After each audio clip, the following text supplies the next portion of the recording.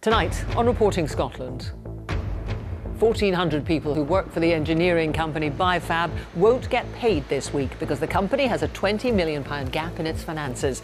The employees say they'll work on.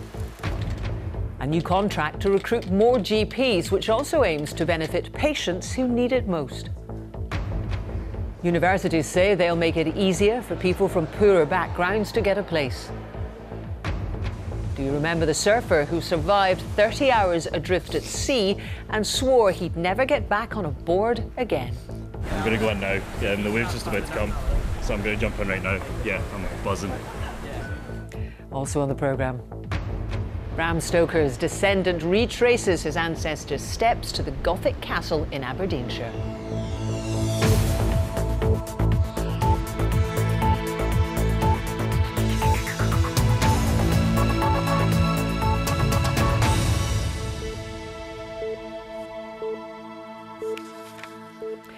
Good evening. Unions at one of Scotland's leading engineering firms say they have been told that there is no money to pay 1,400 workers their wages this week. Emergency talks have taken place in Fife to try to secure the future of Bifab, which builds large-scale equipment for the oil and gas and renewables industries. The company has warned it's on the verge of appointing administrators. Lisa Summers reports. They've been told there's no money to pay them, but as shift ends tonight, the workers here in Burnt Island and in Bifab's two other plants have agreed to carry on for now. We're just working as normal at the moment till they've got 10 days to find out what's happening. And how do you feel about it all? Oh, it's just, it shouldn't happen to a yard like this. The company was forced to initiate an intention to appoint administrators last week because of a critical cash problem. At a series of meetings today, the unions agreed with the workforce that production would continue. The decision of the workforce is quite clear. What they have said today is that they will now be in a work-in, they will be maintaining the gates, nothing will come in or out of the yards without the Joint Shop Steward's approval. The question is quite clear that 70% of the work has been done in this contract, and we don't want to see that being taken away. Bifab was seen as a leading example of a company that could seamlessly move from old to new, turning engineering expertise gathered in the offshore oil and gas sector and using it to build renewable equipment. The company employs 1,400 workers in Fife and also at Arnish in the Western Isles. Just last year it was awarded a lucrative contract worth £100 million to build equipment for the Beatrice wind farm in the Moray Firth. The company says the financial crisis stems from problems with its contractors. The unions say they were told a multi-million-pound sum had not been paid. In the meantime, the government says it will work with the company to help.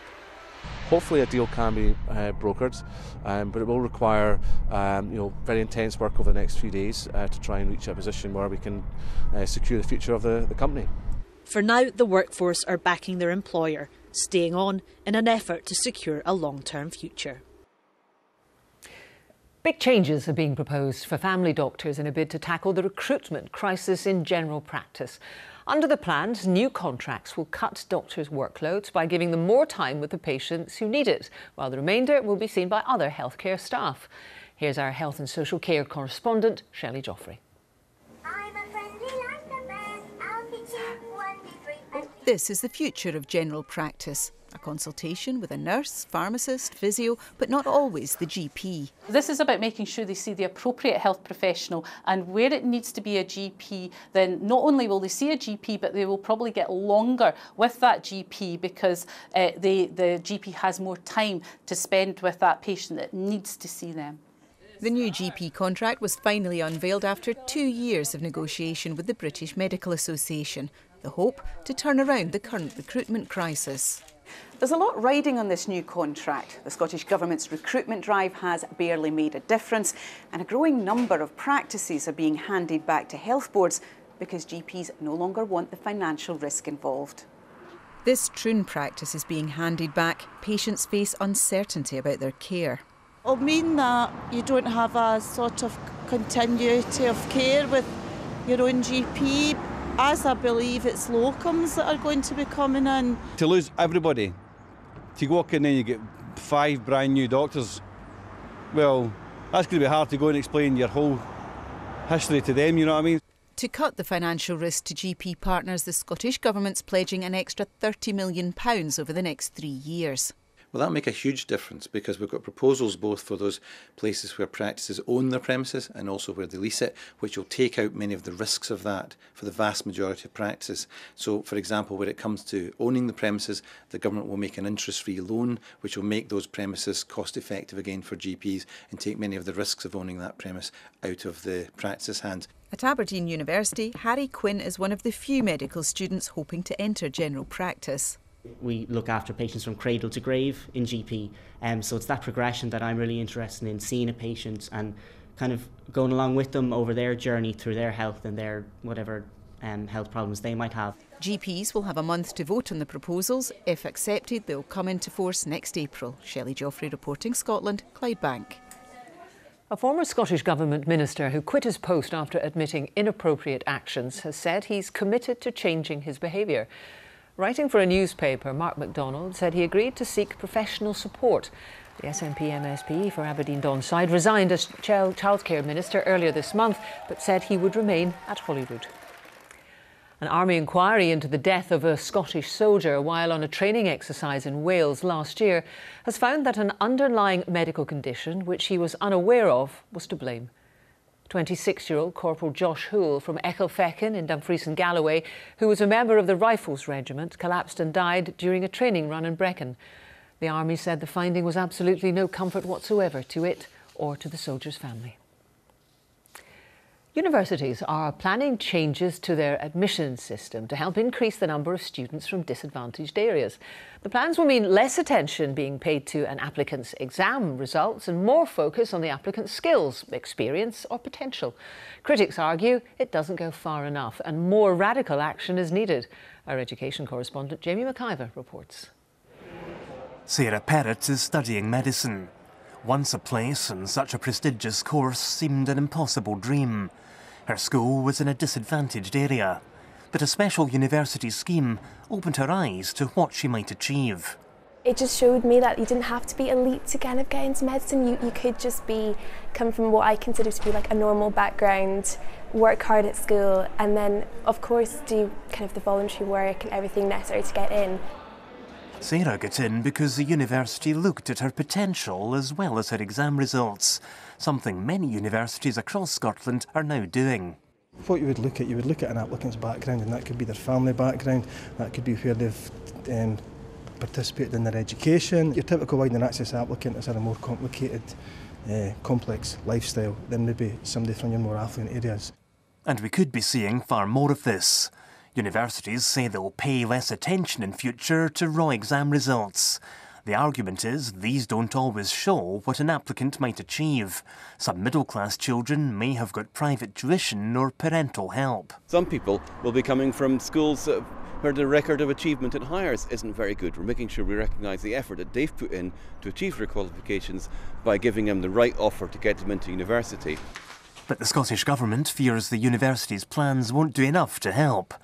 In just 12 years' time, a fifth of the students at every university will have to come from disadvantaged areas. My only concern is whether their report goes far enough, quick enough to allow all of us to achieve the recommendations that have been set out in the Commission for Widening Access. Universities also want more schemes like this one. Some already work with primary schools to raise attainment and aspiration from an early age. Some experts believe the bigger issue is how to help children in disadvantaged areas do as well as others. The principal thing is to work with schools. The real issue here is, can we get young people in all sorts of social circumstances to the level required to benefit fully from higher education? There are those who fear that helping applicants from certain areas will make it harder for everyone else to get a place. Nobody pretends that widening access to university is a simple issue with an easy solution, and this debate will continue. Jamie McIver, reporting Scotland. Around 40 firefighters tackled a fire at a social club in South Lanarkshire in the early hours. The alarm was raised at Blantyre Miners Welfare Club just before 2 this morning. 8 fire engines were sent to the scene. There were no reports of injuries, but a nearby primary school has remained closed. Scotland's private sector made a positive start to the fourth quarter, with output growth reaching a 3-month high, according to a survey by the Bank of Scotland. Its latest Purchasing Managers Index suggested faster expansion in both manufacturing and services. Meanwhile, employment across the private sector increased last month. The First Minister will meet Theresa May tomorrow in Downing Street for the first face-to-face talks between the two leaders in 8 months. The Prime Minister had indicated she wanted to speak to Nicola Sturgeon to break the deadlock between the two governments over Brexit. Well, let's go now to our Westminster correspondent David Porter. David, are we expecting any real progress at these talks? Jackie, I think it's fair to say that neither the Scottish or the UK governments are expecting any significant breakthroughs tomorrow. But that said, they said that both sides say that they want to be constructive and they're going into these talks in a sense of goodwill. The last time the two women met was back in March in Glasgow, just days before the Prime Minister launched Article 50 to trigger the Brexit process. Now, it is no secret that the two do not see eye to eye on Brexit and how it should be delivered. The Scottish Government has accused UK ministers of wanting to mount a power grab when powers are brought back from Brussels to the UK. The UK Government, for its part, says that it believes in future that actually more powers than now will end up with Holyrood. So they will be discussing Brexit tomorrow. They will also be discussing the forthcoming budget here at Westminster next week and the rollout of welfare changes, the so-called universal credit, and how that could affect people in Scotland. And in light of recent events, the sexual harassment allegations at both Holyrood and Westminster recently, it's expected that will be on the agenda as well. And David, today at Westminster there was a debate about a second Scottish independence referendum. What happened there? Yeah, this has come about, it's the so-called Westminster Hall debate. This has come about because two online petitions were being brought together in one debate. One online petition said that they should be ruling out a second independence referendum. The other petition said, no, there should be a second independence referendum in Scotland. As you can imagine, on such a contentious issue as this, it was probably a bit more heat than light. People taking very well rehearsed positions. But you know, Jackie, you got the impression that they quite enjoyed having a bit of a rammy, which they didn't have to mention Brexit. Thank you very much, David. It's just after 20 to 7. A reminder now of tonight's top story. Workers at one of Scotland's leading engineering firms, BIFAB, have said they'll work on as the company says it's on the verge of administration. And still to come, a descendant of the author of Dracula visits the inspiration for the Gothic novel in Cruden Bay. Now, some of you might remember the story of this young man, Matthew Bryce, a surfer who cheated death earlier this year and survived being adrift at sea for 32 hours. Back then, he vowed he'd never surf again. Well, Gillian Sharp can tell us more. To this day, I still cannot believe that I'm still here. This is something Matthew Bryce thought would never happen again. I can't describe how cold. It's not as if you went out for a snowball fight and your hands are a bit cold. It's like life has just been sapped out of your core. Rescued 13 miles off the Argyll coast after a surfing trip went disastrously wrong. Tides and wind carrying him out to sea. It was all pretty terrible, but the night was the worst. Sitting there with the fishing boats in the distance, because I shouted for the fishing boats, and like they didn't hear me, and they just sailed north. I'm going to go in now, and the wave's just about to come, so I'm going to jump in right now. Yeah, I'm buzzing.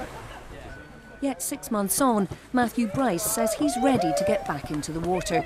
When I was in the hospital saying I wasn't going to surf again, you know, I believed it. But then it's something I really enjoy. And so when you take that away, it's just, it's missing. And with the support of friends, he's enjoying being back on a board. Here training, some fitness and balance to regain. For the surfer, it's been a long few months away from the water, but remembering too why he loves it. Matthew and his friends may get back out to sea soon, with, he says, some lessons learned. I hope to God I'm never going to experience anything that horrific again. But if I can take some positive out of it, and if I can try and get a message out to people to, you know, be safe, go out with friends, don't go surfing alone, don't be reckless like me, I think, you know, some good of it can come from it. Gillian Sharp, reporting Scotland. A 19-year-old man has appeared in private at Kirkwall Sheriff Court accused of a break-in at Orkney's St Magnus Cathedral. Anton Rodwell from Kirkwall is also charged in connection with a number of other incidents of vandalism and attempted break-ins in the early hours of Saturday morning. He made no plea or declaration and was remanded in custody.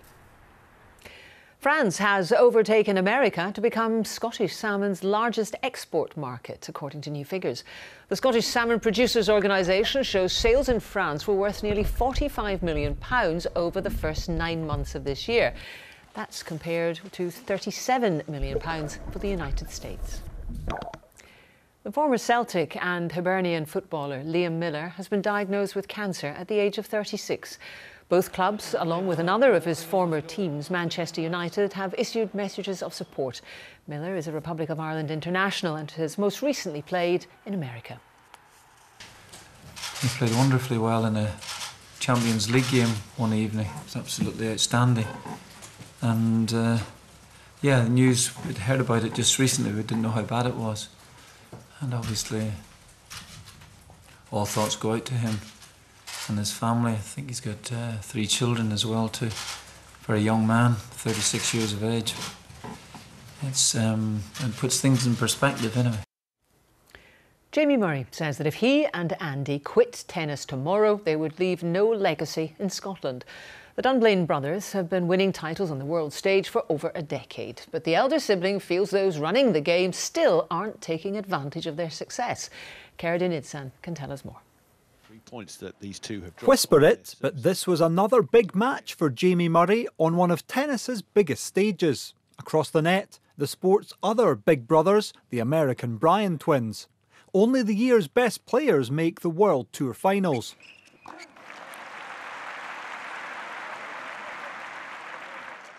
He was also in exalted company last week, mixing it with Roger Federer at little brother Andy's charity event. Their profile could scarcely be higher, but he feels nowhere near enough has been done to build on the Murrays' successes. I obviously hope that when me and Andy stop playing that there will be something to show for it, there will be some sort of legacy. I mean, right now, if today was our last days playing tennis, I would say there hasn't been. You know, I hope that people that are in the necessary position have a vision of what is a way to make the most of, you know, the interest that we've brought to tennis in this country. This is what the Murrays have served up over the years. Between them, they've won 3 Grand Slam singles titles, 5 Grand Slam doubles titles, 3 Olympic medals, and of course a Davis Cup. They feel those trophies should already have inspired fresh facilities. The current plan is to double the number of indoor courts within 10 years. Tennis Scotland told us the lack of facilities in Great Britain and Scotland, in particular indoor, is the largest contributing factor in getting more people playing tennis. To that end, we now have the largest capital investment ever secured of £15 million. Further frustration for Jamie Murray this afternoon, despite some big serving. He and partner Bruno Suarez lost to their American rivals, but can still progress in the tournament. Progress in growing the game is just as close to his heart. Cerridwen Idsan reporting Scotland, Glasgow. Rugby now, and Scotland will have to defend better when they face New Zealand in their second autumn test. So says the man charged with coaching the squad on that side of their game. Matt Taylor also admits Scotland let themselves down on occasions against Samoa, although they won the match. Here's Jane Lewis. The music was up, as were the players' spirits. But Scotland concede there's work to be done. Another pick and go, wider, and it comes to Nanai Williams. Oh, Nanai Williams! The Scottish defence was called into question at times at Murrayfield, up by 22 points after 49 minutes. They allowed Samoa to score 4 tries thereafter, although the Scottish attack was on song too, securing the win. Chopping strike, but what a vital score for Scotland.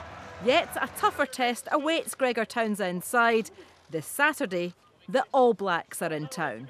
We're all pretty disappointed with how we defended. I think particularly where probably over the last 6 months there's been games where we've defended really well. So to kind of let ourselves down at home was particularly disappointing. Listen, I think the good thing about it is that we'll be a hell of a lot better this weekend, but we'll need to be because we're under no illusions unless we defend really well.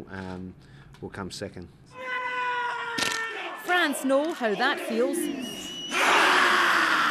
They came second to New Zealand on Saturday, and like Scotland, the All Blacks let their opponents back into the match in the second half. Nevertheless, they are the current world champions, who Scotland haven't beaten in 30 attempts. Yeah, massively exciting, you know. When you get the opportunity to face the best team in the world, you know, for me, personally, I've never had that experience before, but this week, hopefully I will, and for me, it's the dream job. You're then faced with the biggest challenge possible. Like, it doesn't get any harder. It might not get any harder, and it certainly doesn't get any easier for Scotland on the injury front. WP Nell, Tim Swinson and Rob Harley are all out, with Newcastle prop John Welsh being called up. Jane Lewis, reporting Scotland. A descendant of Bram Stoker, author of the Gothic horror novel Dracula, has been retracing his ancestors' steps. Now, parts of the novel were written in the Aberdeenshire village of Cruden Bay, and it's believed that Bram Stoker drew inspiration for the chilling tale from the area itself, as Rachel Bell reports. Do forgive me if I do not join you. I have already died. The character of Dracula has thrilled and terrified audiences for more than a century. He inhabits a decaying castle described as being on the very edge of a terrific precipice, rather like Slains Castle near Cruden Bay. In retracing his ancestors' footsteps, Dacre Stoker is visiting the octagonal room described in the novel. And the floor that Harker would have walked in with the Count would have been just up here where the grass is. Dacre's great-great-uncle Bram Stoker spent his summer holidays in Cruden Bay, drawing inspiration from the landscape and buildings around him. I believe that his soul came to rest here and his creative side was able to flourish because of this sort of wonderful seaside, village, the vista, the lack of stress that he left behind in London when he came here. So I'm beginning to feel sort of a connection like he did, because it is very creative and wonderful. And then standing inside Slains Castle, it's just gorgeous and very Gothic at its soul. Guiding Dacre around Cruden Bay is local resident Mike Shepherd, who's writing a book on Bram Stoker's links with the village. It was well known that it had been in Cruden Bay, but I don't think people realised that he visited the village quite so much. In grand total, he spent over a year of his life writing books in Cruden Bay. It's been 120 years since Dracula was published, and only now are we beginning to understand the depth of the connection between the author and this corner of the northeast of Scotland. Rachel Bell, reporting Scotland, Slains Castle. Well, let's get the weather now from Christopher. Jackie, thank you. Hello there, good evening to you. Well, I don't know if you've seen these pictures today, but for some of us, it was a brief taste of winter this morning with some snow falling across higher parts of Highland and Grampian, and still quite wet through the course of this evening and overnight, but we're in warm sector conditions behind the warm front, so the temperature's a little bit higher, and for most of us, it's just plain old rain. So a cloudy, damp night ahead with fairly light and patchy rain, and then the cold front just drifting its way southwards, pepping up the rain somewhat through the early hours across the central belt, and then generally clearing. Behind it, clearing skies, a few showers, largely dry, not as cold as last night, but still chilly at times. Tomorrow, and we've still got the hangback of that cloud in the south, so a cloudy start here, the odd spot of rain, but elsewhere, largely dry, fine and bright, some decent sunshine around, a few showers across the far north and the Northern Isles. So by mid-afternoon, perhaps still some cloud clinging on around the Solway coast, but many of us having a much brighter day compared with today, and much milder too. 8, 9, 10, 11 Celsius, that shouldn't feel too bad. Further north, and that's where we'll have the showers, anywhere really from sort of Skye northwards through the Western Isles, the far north, Orkney and Shetland. Now, the rest of the afternoon into the evening and overnight, those showers in the northwest just becoming a little more persistent and edging their way southwards, but they don't last long before fizzling and fading away. And then it's midweek and a brief ridge of high pressure. So largely dry for most of us on Wednesday, but we do have this weather front in the west bringing some outbreaks of rain, mainly affecting western parts of the country, certainly through the Hebrides, across Kintyre, Arran, and a few spots further east as well. But the further east that you are, generally the drier it will be, and once again, milder. Thursday, well, it's a wet morning, but that weather front clears in the afternoon, is much drier, much brighter, but also much cooler. That's the forecast for now. Thank you, Christopher. And now a reminder of tonight's main news. The UK government has guaranteed Parliament will be given a vote on the final Brexit deal. But the offer came with a warning that if MPs do vote against the deal, whatever it is, the government says Britain will still leave the EU without an agreement. Union leaders at one of Scotland's leading engineering firms, Bifab, have said they've been told there's no money to pay 1,400 workers their wages this week. The company has warned it's on the verge of appointing administrators. Emergency talks have been taking place. And that's Reporting Scotland. I'm back with the headlines at 8 and the late bulletin at 10:25. So from all the team, for now, good evening.